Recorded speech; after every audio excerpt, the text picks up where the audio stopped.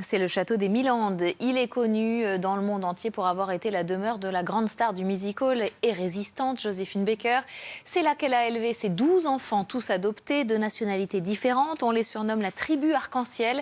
Le château est aujourd'hui ouvert au public et vous allez voir qu'en réalité, c'est l'âme de la famille Baker qui vous visite. C'est notre gros plan du jour, le reportage.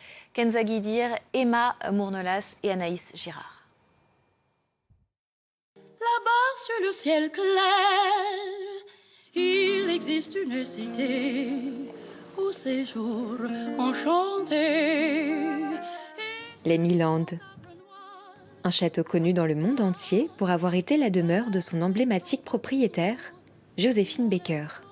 Tout dans le désert, Afrique du Nord, revenons ici. Joséphine et son mari Jo Bouillon ont acheté le château des Milandes. Star incontournable du music-hall, grande résistante à qui la France a rendu hommage en l'accueillant en son panthéon, Joséphine Baker est une femme aux multiples facettes. Je vous avais adopté, mais vous ne le savez pas. C'est un peu sa double personnalité. En même temps, la femme extraordinaire, exubérante sur scène à Paris, qui est dans toutes les soirées, et en même temps, la maman, en fait, qui est avec des sabots, qui est dans son potager et qui va vivre des jours heureux avec ses enfants dans ce château qu'elle voulait exclusivement pour sa famille.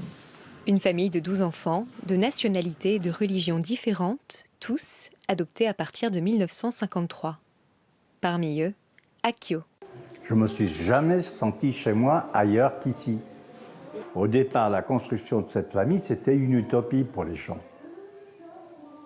Des enfants de différentes nationalités, tout ça, c'était une utopie. Utopie au départ, mais réalité à la fin. J'ai deux amours. Comme la chambre d'Akio, chaque pièce est imprégnée par l'âme de la famille Baker. Cuisine, chambre, salle de bain, les Milandes sont entrées dans l'histoire. Et ravi dans mon village. Aujourd'hui ouvert au public, le domaine est avant tout un lieu de mémoire et le fruit d'un idéal, celui d'un amour entre tous les hommes, peu importe nos différences.